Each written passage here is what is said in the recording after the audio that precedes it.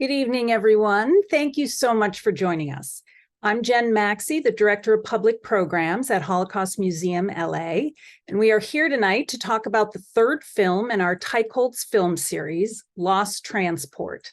For anyone interested, we do still have 2 films left in our series. Next week is a virtual presentation of Valiant Hearts, and our last film is in person here in Los Angeles on August 17th and is actually a chance to see the film White Bird before it's released. So head over to hmla.org to RSVP for either of those. So for anyone joining us tonight who is not familiar with Holocaust Museum LA, we are the oldest and first survivor-founded Holocaust museum in the country. We were founded in the early 1960s by a group of Holocaust survivors here in Los Angeles, dedicated to preserving memory, commemorating those who perished, and honoring the stories of those who survived.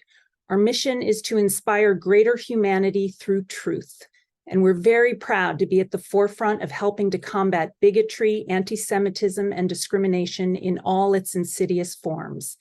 And we do this through exhibitions and programs that amplify stories and true histories of the Holocaust, because of course we know that these stories offer lessons that remain relevant today.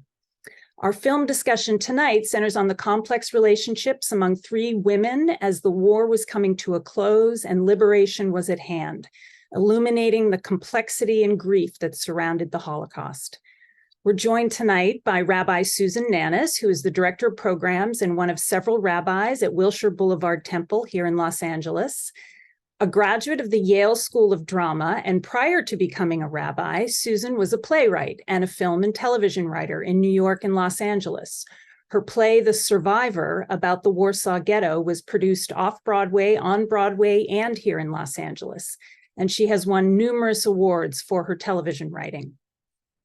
Rabbi Nanus is joined tonight by Holocaust Museum LA's Vice President of Education and Exhibits, Jordanna Gessler. Jordanna is the granddaughter of Holocaust survivors, and in addition to curating exhibits and leading an education team, she develops initiatives to respond and help educate on the rising hate and anti-Semitism facing our society. Jordanna studied Holocaust history at the University of Vermont and then went on to the University of Haifa. Jordanna also conducted research at Yad Vashem in the Righteous Among Nations department, winning a prestigious award for her work. And I know I speak for my colleagues when I say we are so grateful for Jordanna's incredible work at Holocaust Museum LA. Our moderator tonight is Tom Teicholz, the founding curator of this film series, now in its 7th year.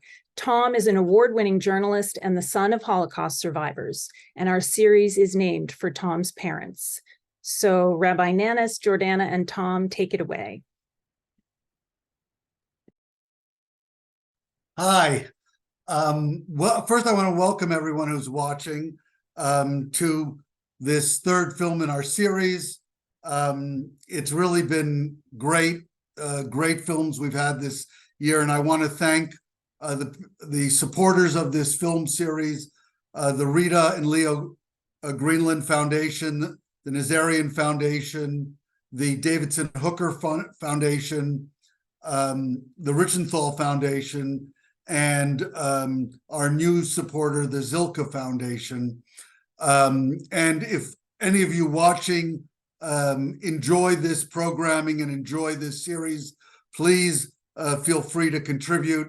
No amount is too small and no amount is too large. So please feel free. I'm so happy to be joined tonight by Jordanna, who never fails to open my mind to new ways of thinking about the Holocaust, and is so incisive in her knowledge. And Rabbi Susan Nanus, my dear friend, who during the darkest days of the pandemic, she and I had a YouTube program called Culture Mavens, where we tried to liven up people's experiences by steering them towards online entertainment and cultural events that they could watch while sheltering at home and being locked down. So I'm so happy to be with both of you to discuss this film, Lost Transport, which is a very interesting film. It's based on a true incident, and then sort of creates these fictional characters who have interrelationships that I think, again, are very interesting. So I wanted to start by turning to you, Jordanna, to give us a little bit of the historical context for this film and what we need to know about the setting. Yeah, definitely. Thank you so much, Tom. It's always such a pleasure to join these panels every summer. And thank you, Jen, for that incredible introduction. And thank you, everyone, for joining us this evening. So this film takes place right at the end of the war, right at the brink and then subsequent to liberation. And you have to remember that by the time liberation in Germany proper happens, Nazi Germany had been fighting a two-front war for nearly a year. D-Day happened June of 1944, so almost a year prior. So this had given Nazi government a long time to sort of reckon with the fact that they were losing the war. They were actively losing the war, and there was no chance of a comeback for them, considering the fact that they were fighting a two-front war. So for the few months leading up to this moment, you have government officials, military officials, low level, high level, who are either reaching out to the allies to try to strike up deals, trying to escape, trying to think about what their exit plan is, because they understand that there is no winning in sight for them. So in that context, the Germans, within the Nazi government, did hope that they would be able to make exchanges for some Jewish victims who had been able to remain alive for this long during the Holocaust, and that they would be able to facilitate the creation of diplomatic channels to open up negotiations and figure out some sort of peace, at least with the Western allies. Very, very, very few Jewish detainees and prisoners were actually exchanged during this, but it actually forms within Bergen-Belsen.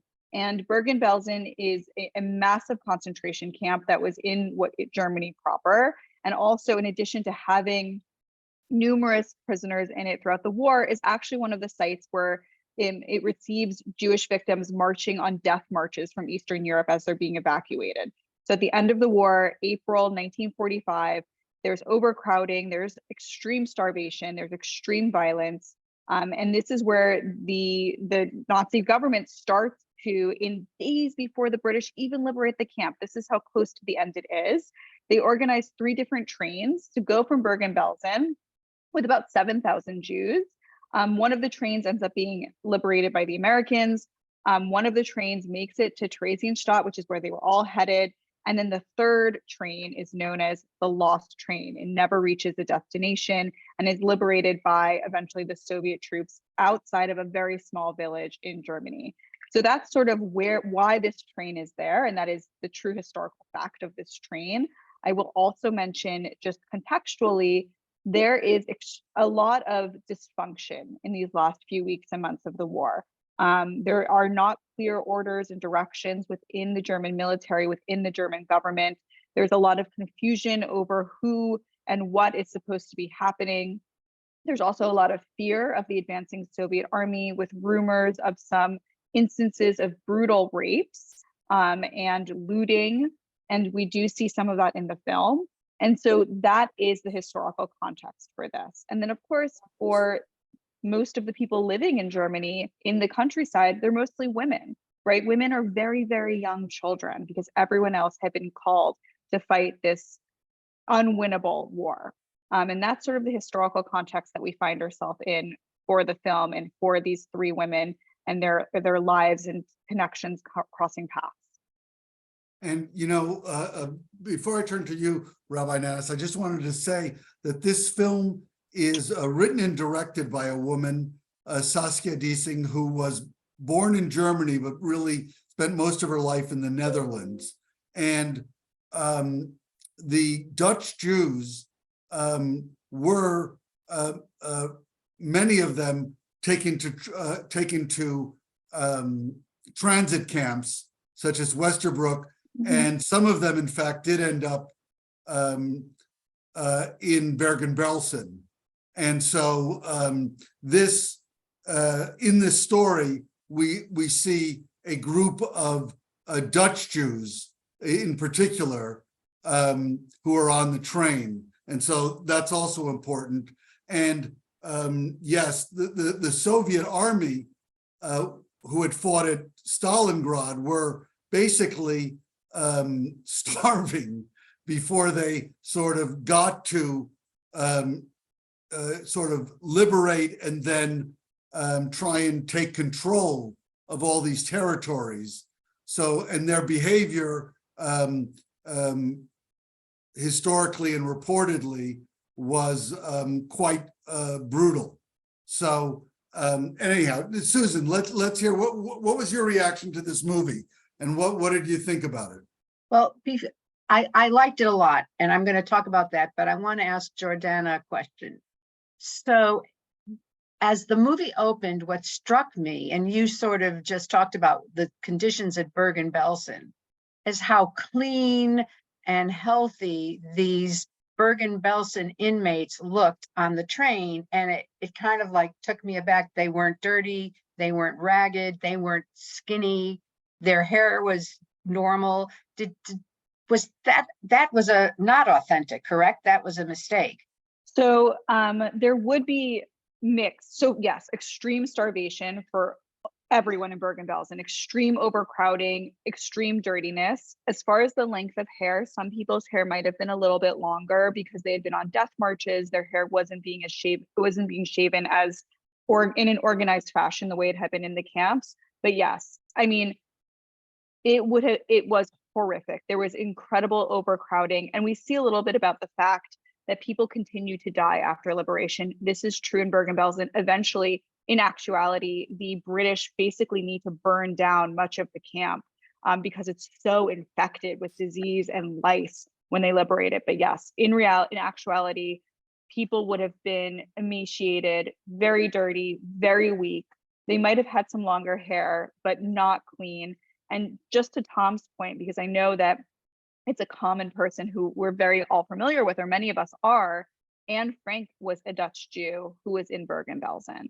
Who died in Bergen-Belsen. And she died after liberation in Bergen-Belsen. So I think there's so many pieces of the film, even if it's not always historically on the nose, Rabbi, as you pointed out, there are a lot of important themes that this brings up, whether it be the women's experience, the ongoing devastation after liberation, the confusion, and this this moment of what's next, what's home, who has a home, who's in power, who is the liberator here. But yes, to answer your question. So that threw me, but beyond that, it was an incredibly multi-leveled, multi-layered, complex, beautiful film. And these women who are so different, and the Soviet woman, Vera, is tough as nails, who has no emotion, who literally almost, we don't know, we learned the trauma. Slowly, she reveals the trauma that she endured with her friend and what she's gone through. But she's this very cold Soviet woman. Then there's Simone, who is the Dutch Jew who is in love with her sick husband, and a survivor. You can see she goes looking for food and she's starving. And as a Jewish film viewer, I'm immediately identifying with Simone. I'm immediately following her story. I'm intrigued by Vera. And then this young German, spoiled, beautiful girl that we would not be sympathetic. She's German. Her house is wallpapered with swastikas. There's a huge picture of Hitler in the living room. But the first time you meet her, you hear her screaming as the Soviet soldiers rape and then murder her mother. So immediately we're sort of, maybe you don't want to be sympathetic, but she's also a victim now, and she's also a vulnerable woman, and all the women are vulnerable in different ways and experiencing the war differently from the male soldiers. Also, as the film goes on, I didn't have any sympathy for this German girl for a long time, but I realized as I was watching it how young she is. What is she, 17, 18? And the war is going on for 6 years. So she was 11 or 10. So she really didn't know anything else. She had, lived in this probably Hitler Youth propaganda way. And so we watch her eyes open to the humanity of this Jewish woman, Simone in particular. And we watch Vera also, her heart crack, and her care more about the women than the Russian orders that we learn at the end of the story, that they're not going to send these people home. As you said, Jordanna, that she says, we want to go so badly back to Amsterdam. They look at it on a map, Amsterdam. And Vera lives, I don't know, in Siberia. She lives off the map somewhere in some small town. And there's this order to send any healthy Jew to Russia because they need workers, they need people with brains. And she says, these people are tired, Vera. These people are tired. They want to go home and nobody cares. And the women start to identify with their common womanliness and feminine experience beyond being a Jew, being a Nazi, being a Soviet. So that was extremely powerful. I don't know how far you. I think very much. I mean, this film, as I mentioned, written and directed by a woman, is very much a movie about women's experiences from a particular point of view that we don't see enough of in films in general, but Greta Gerwig aside, but in Holocaust stories, it's only recently that we're getting more and more stories from the women's point of view, and then to have this story told by a woman enhances that more and more. And so I wanted both of you, talk a little more about the sort of female gaze in this film and the ways in which the story is told differently than it might have been by a man. Well, I just want to start with Jordanna. Okay, sure. Well, especially I think, Tom, speaking to Holocaust stories in general, who are the people who tell us about history? Either they're the survivors or they're the historians who research the event. For decades after 1945, historians were mostly male. You really don't even get the second wave of feminism, the first wave being when women get the right to vote in this country. Second wave of feminism doesn't even begin until the 1960s. So you have decades upon decades of research that's based on other research, which is written through the narration of a man perspective. And men perspectives cannot include the true perspective of a woman. Really what they went through, their unique experiences during the Holocaust, whether it was their ability to be easier to hide because with false papers, because they weren't circumcised, or it was the more difficult challenge of surviving in the concentration camps because if they were pregnant or holding a baby, they were sent immediately to the gas chambers. So that is a very, I think, crucial moment for us to consider. How do we understand moments in history through different perspectives? How does this expand our understanding of that moment in history? And how does it help us understand what we're going through today even? And in fact, the director of this film, I have a quote from her that I found where she said she believes that the film links real events with the fictional characters in the film to create a feminist and deeply human story about cohesion and friendship. And I truly believe that to be true with this film. You have the perspective of women, the women survivors at liberation, the women who are facing liberating male soldiers and all of the sexual assault that brings with it, the confusion, the loss of power, the insecurity, but then the security of the resiliency of them. And then on the other side of that, the friendships that they form. This is also true historically. Interpersonal relationships during the Holocaust in the camps were crucial for people's survival, having human-to-human contact. And here you have a German woman who you might not identify with, you might have this strong anger to in the very beginning. You have a Soviet woman who comes off as very brittle, very tough. You have this Jewish survivor, and you can automatically think about everything that she's gone through and survived.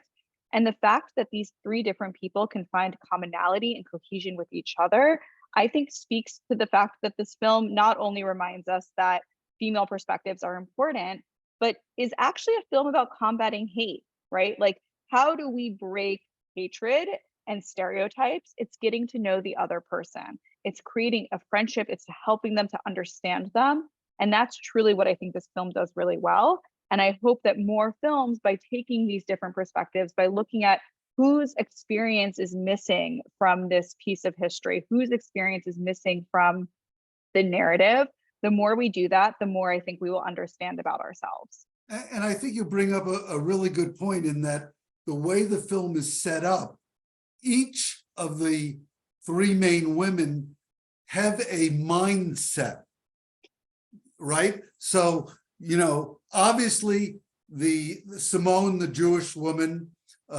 played fantastically by Hannah Van Vliet, is someone who's sort of always looking how to get what she needs. And she's not listening to the officials or the men. She's doing what she needs to do to protect and keep her husband alive for as long as she can. Under the Soviets, there was no more, under communism, no more religion, theoretically, no more distinction, no distinction among the sexes. A Russian woman soldier should be the equal of a male Russian soldier. And obviously, to maintain that, she had to create this sort of, you know, front. And then we have the indoctrinated German girl who believes that her world should not be, you know, infected really by these Russian and Jewish elements, and can't believe that the way in which she's now put in a lesser position. And as the women slowly begin to help each other and realize that each of them knows things the other doesn't, or has access to things the other doesn't, we see this, what we would today call allyship forming. They become allies, which is one of the beautiful aspects of the film. Susan? So I noticed that, you know, there's a Russian, there's a German, and there's a Jew, and there's nothing particularly, except for their accents, there's nothing Jewish in the film. There's nothing about being a Jew at all, except they're called Jews, but there's no Yiddish, there's nothing. She's a woman who happens to be a Jew. She's a German soldier, a Russian soldier who's a woman. And then the German girl, it's all the artistry of the director in giving us visual hints to the way they are. That incredible scene where Simone sleeps with her husband and Vera sleeps with her gun. You know what I mean? And Winnie sleeps alone. But, you know, she literally is cradling her gun when she goes to her rifle, and she says, "I'm a sniper."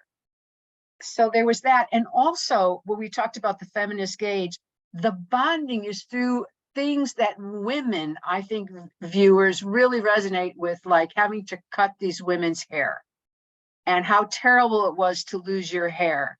And, you know, even the German Winnie starts to cut the hair, and you can feel that she identifies with, it's terrible to lose your hair. And then she's sweeping all the hair up later, and how Simone tries to pretend they're in a beauty salon because it's such a trauma for women to lose your hair. So that was that beautiful scene. And then Winnie's always trying to make this dress that her mother wanted to make for her birthday, and Simone knows how to sew. And at first she just, you know, shoves her away so she can sew, but ultimately she makes her the dress, because the very last scene, she's wearing that dress as she says goodbye.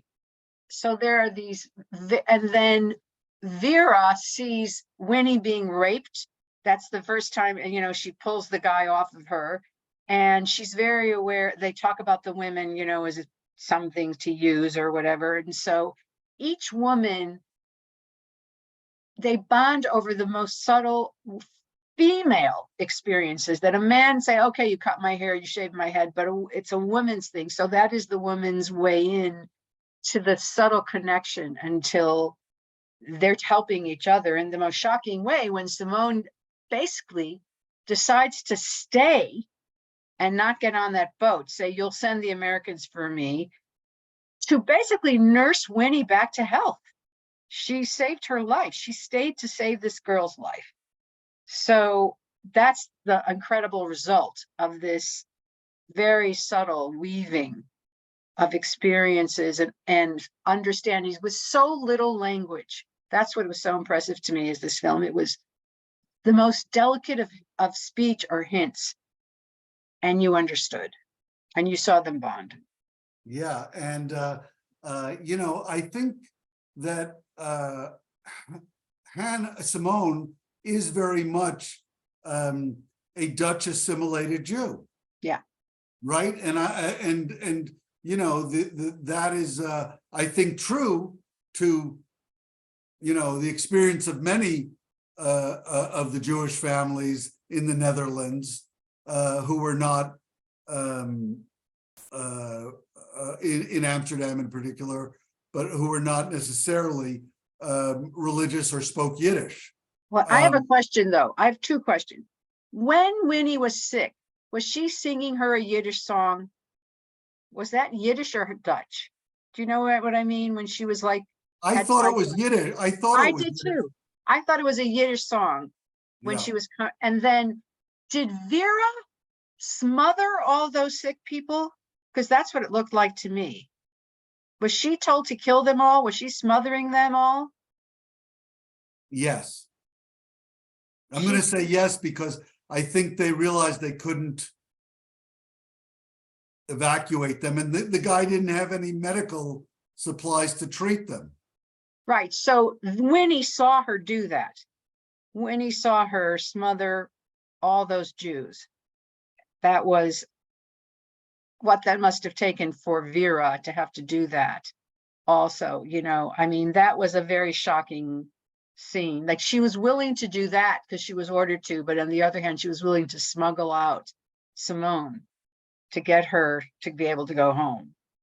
So her loyalty, But I think, to some extent with Simone's husband, it was a mercy killing, He wanted her to leave. Yes. Yes. So I think we also get that sort of conflict as to what would be best there. But one of the things in the movie is that it really is a charade, the healthcare, right? They're just pretending to be able to treat them, but they really can't treat them. And they keep saying, oh yes, the penicillin's coming next week. The penicillin's coming. But didn't it come in the end? At the end, at the very end, When it was too late. It was. And this actually speaks to something that did happen at the end of the Holocaust, where as the Allied troops and as the medics were coming into the camps after liberation, they had to pick and decide who was going to receive medical attention and who wasn't. They were so overwhelmed by the number of sick and dying and starving people that they needed to make these decisions where they'd look at somebody and say, let's try to save them. No, we're not going to try to save them. We can't. So I think even within this sort of smaller aspect of the storyline, you can see that historical truth there, that in reality, there were these very difficult decisions that people had to make over who would receive medical attention. And then many times, even those who received medical attention were unable to survive because they had been so emaciated and tortured. Yep. And also this film is really asked the question, who can you trust? Right? Who can you trust? And what does it take to trust someone? And I thought that was really rendered very subtly throughout the film. I think, there's also these three women saw each other's fragility, tragedy, suffering. I also liked, by the way, Simone. She never talked about anything that happened. She just sobbed when she broke down, just cried and cried and cried until Winnie hugged her, held her.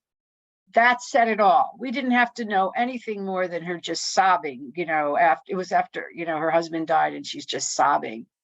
And the subtleties of that. And those are the things Also, I thought Winnie finally saw the humanity of Jews, in a way that she probably had no idea. And Vera kind of realized that women are not the same as men. They're much more fragile, vulnerable, and that if she was going to be a protector, she was going to protect these women.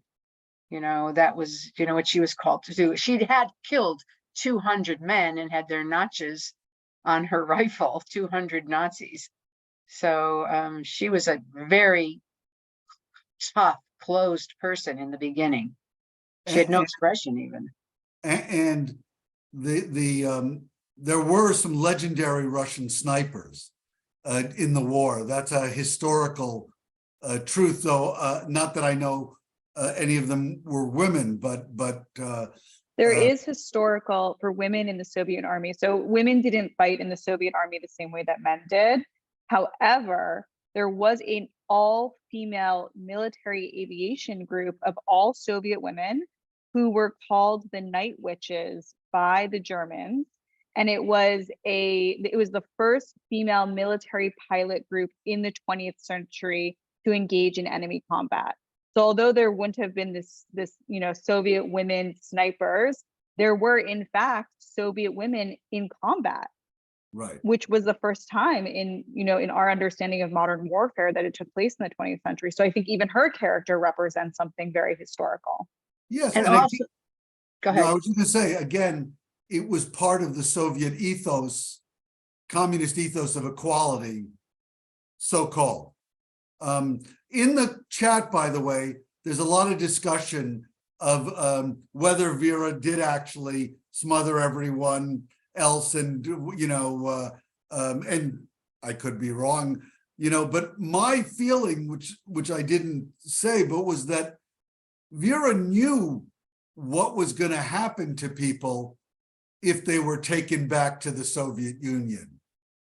She knew that these people were going to linger and face a worse death. And she was, again, I see these as mercy killings, not as murders.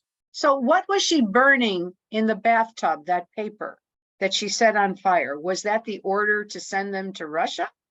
Or I think so. Remember she burns it, she sets it on fire. I think so. And look, I mean, Raoul Wallenberg went and met with the Russians and was never seen again. And he was a Swedish diplomat. So, you can imagine and you would think he would be a high value asset. But, for the regular people, I mean, it could be very grim, for sure. And also the way she, in the beginning, she said, I'm a sniper, I'm not a nursemaid. And then later she puts on the mask and says, tell me what to do. And she has sex, or she starts kissing and dancing with this guy. Was that like her melting a little bit, becoming more human, letting down her mask, her facade of having to be this tough as nails person in order to survive among these very brutal and brutish male soldiers? Or was she just having sex with him to get the list of people who were being sent to to Russia? I mean, and was there any,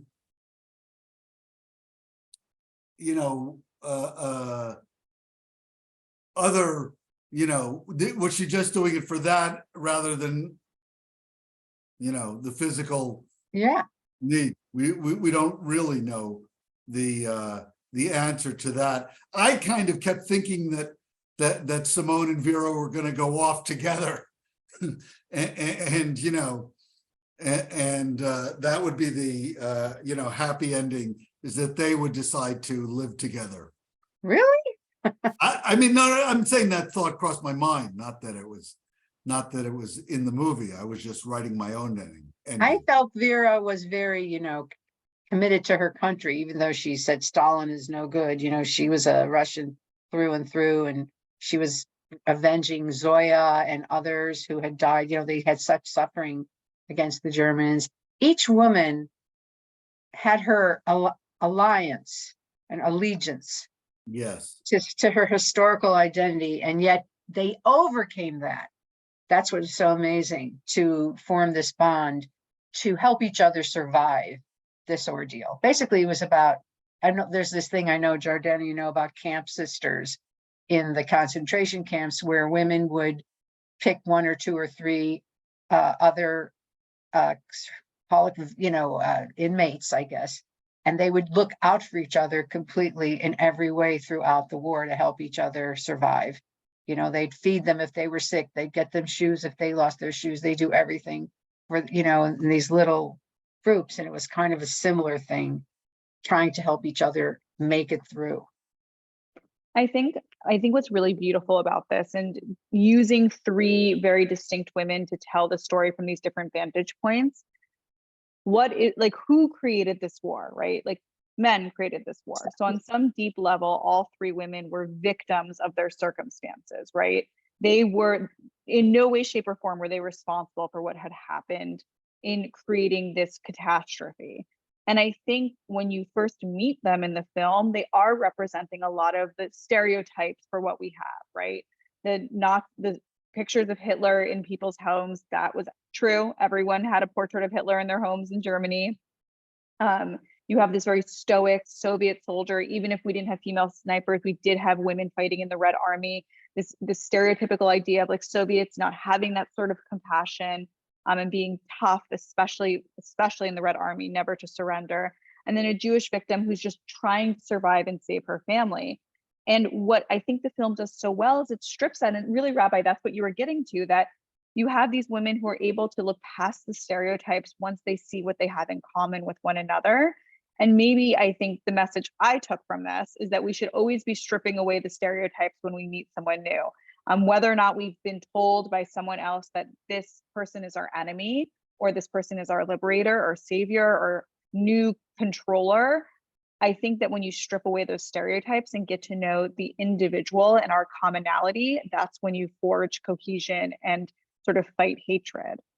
And I find that that's like at the very base. And actually, Rabbi, when you were saying that there's not a lot of language, I thought that was so interesting too, because right, all three women come from different countries. I'm sure they probably in reality would have all spoken a little bit of German, but like imagining that they didn't really always have language to communicate with one another. So like, how did they communicate? What is that human element?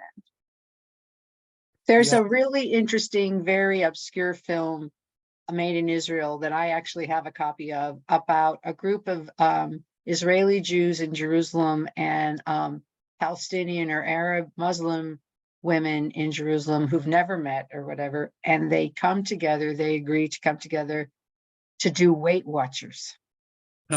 And they all have a weight problem, and they're all struggling with their weight, and they're all dealing with the stigma of being overweight and how it breaks down a lot of barriers when they're talking about this.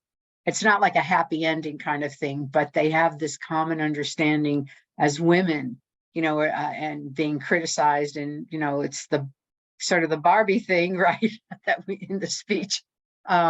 So exactly, we find that commonality, and there are specific female challenges, female stresses, and that we saw in this film. And that is the new, hopefully, more understanding. First of all, women can feel relieved. Yes, you get it, you understand it, but that men can also experience what women go through these beautiful films. Now, I wanted to ask both of you, this is a fictional film based on a true historical incident or moment. And, you know, there's been controversy sometimes about when people fictionalize Holocaust-related events. I think as artists, the hope is always that by creating a fictional story, you can arrive at a greater truth that remains true to history, even if it's fictional. But there are plenty of examples, and we don't need to name them, of films that have used or exploited or borrowed from the Holocaust in ways that weren't, accurate, or that were at worst offensive. So what did you think about this as a film that we're showing as part of the Holocaust Museum LA's film series and all that? So Rabbi Steve Leder always talks about the Torah in a certain way. And he says, and I feel that this sentence applies to this film. It's not fact, but it's truth. It reflects truths, such deep truths of the Holocaust. It may not be a fact, but it is very true and faithful to the Holocaust experience. So I thought it was a beautiful film in that respect. Jordanna? I love that. Yeah. I mean, to be honest, always I go into any sort of fictionalized version of a Holocaust film or book with a little bit of trepidation. But I agree that if it moves a story and if it has the truth and it has the human truth in it, that's when I think it really does work. And that's where I think this film works. I mean, it's taking a historic event that did in fact happen. And granted, like the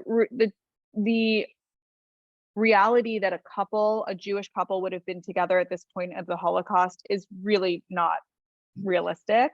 But what it does show you is those little experiences of what it was for a wife to go through the Holocaust and caring about somebody who was sick. And I think that that this film, the sort of the made up pieces of it spoke to the humans inside of us and that human reality within us. And that's when I think historic fiction works, is when you are taking human beings and putting them in real world events. I couldn't agree more. And I think this is a good place. I'm just checking the last, because there's just one more question, but I don't seem to see it now. But I thought this will be a good place to end our conversation. So I thought I'd leave it to Susan and Jordanna. Any final thoughts or words? Susan? Somebody said this to me recently when I was talking about this film. You think there have been enough Holocaust films, but there are millions and millions of stories, and they all resonate with universal experiences. I mean, I don't think we'll ever run out of stories about human beings facing oppression, overcoming it, how they deal with it. There's a film called The Aftermath, which is just about a man and a young woman, and it's after the war, and they don't even talk about the war, but it affects them, and we know that it's affected the second generation and the third generation. And so these stories are very important to teach us also about not just about the horrors, but the humanity of people and the resilience of people and the beauty that people can possess if we want to be in touch with that as opposed to the darkness. So I find these films to be very important, and I look forward to more. Jordanna? I want to quickly just respond to a comment. Sandy asked, why did I say married people wouldn't be together at the end of the war? I meant that a couple who had gone through the concentration camps and a death march and be on a transport like this would most likely not be together anymore, because when couples arrived in camps, they were divided between men and women, and the death marches went with those groups.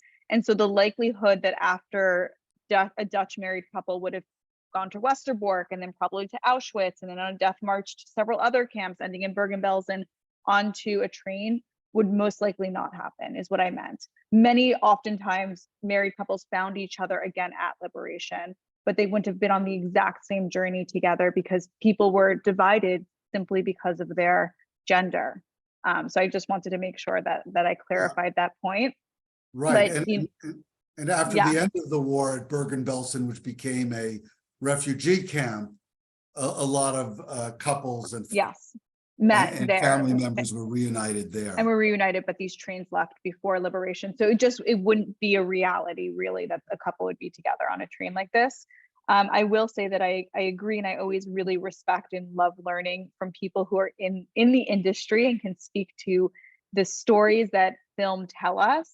And I think that in this instance, we saw the power of historical context and human experience coming together. And whether or not, and of course, I could always nitpick historical facts on anything, but I think that the purpose of this film was not to be 100% historically accurate, but was to really paint a picture of who we are and who we can be when we look past stereotypes and understand our identities on a deep level. And I think for that, the film did a really great job. Yeah, and is very appropriate for a film at the Holocaust Museum, LA. And again, when we talk about combating hate and anti-Semitism, you know, trying to arrive at a human level rather than a stereotype, and what our prejudiced backgrounds may inform us, sort of tearing that down.